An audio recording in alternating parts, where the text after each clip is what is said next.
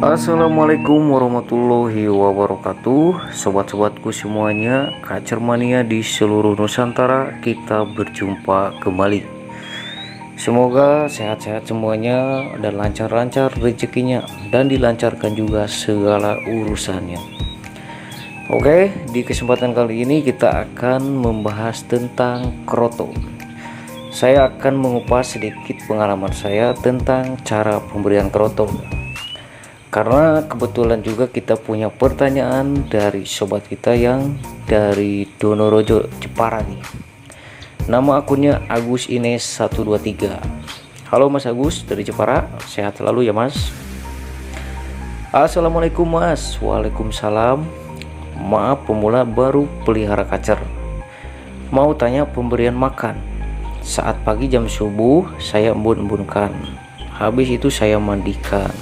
Habis mandi saya angin-anginkan, terus saya kasih makan jangkrik, biasanya 6 pagi, sore 6 habis.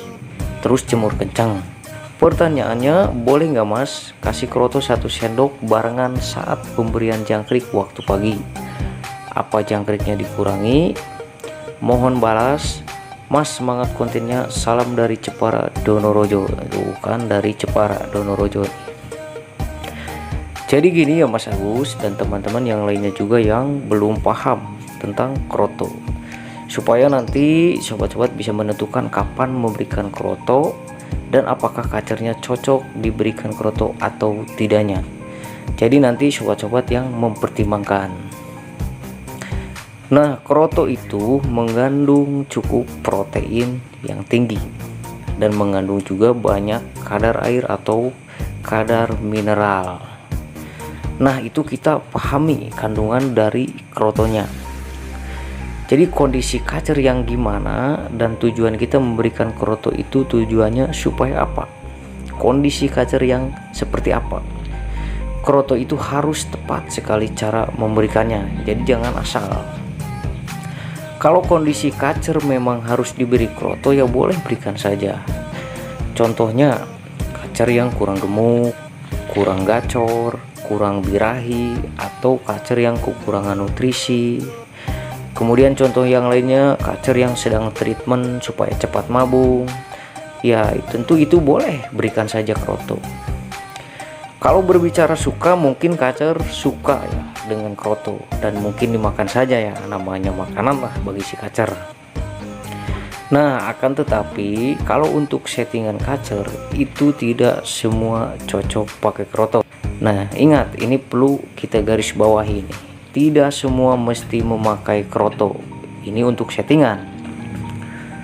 Kacer yang cocok settingannya memakai kroto itu biasanya kacer yang berkarakter suhu tubuhnya itu cenderung suhu tinggi atau panas, atau karakter kacer yang fighter tinggi. Kalau kata ilmuwan burung Indonesia itu, kacer itu tipe panas. Kenapa kok fighter tinggi atau kacer yang suhu tubuhnya itu cenderung panas? Karena kroto itu memiliki kadar dongkrak emosi yang minim, yang rendah dibandingkan dengan jangkrik.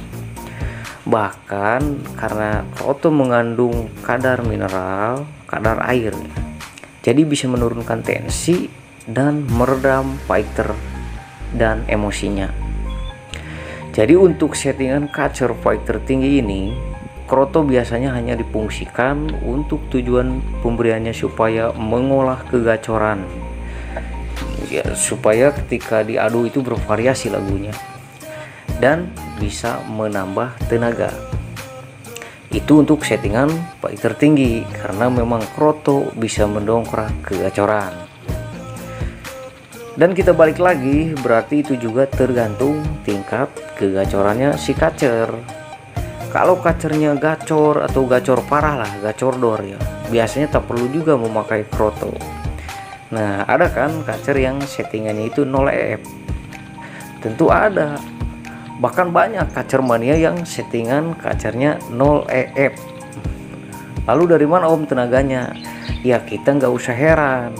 Kalau kacer 0 EF hanya makan pur saja bisa kerja dengan baik. Kita jangan heran. karena berarti sipur tersebut sudah mencukupi semua yang dibutuhkan oleh kacer tersebut untuk bertarung. Nah gitu.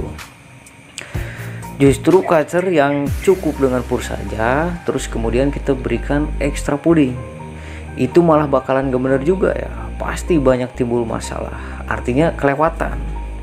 Biasanya kalau kelewatan begitu kacer itu malah gelisah. Jadi itulah pentingnya dalam merawat kacer itu, kita itu diwajibkan mengenal karakter dasar dari burung tersebut. Kemudian kita perhatikan juga tingkat kegacorannya si kacer. Nah sebagai contoh, kacer yang kurang gacor bisa jadi itu cocok memakai kroto ya. Kemudian contoh lagi, kacer gacor masih cocok juga dengan takaran yang pas ya, tentunya.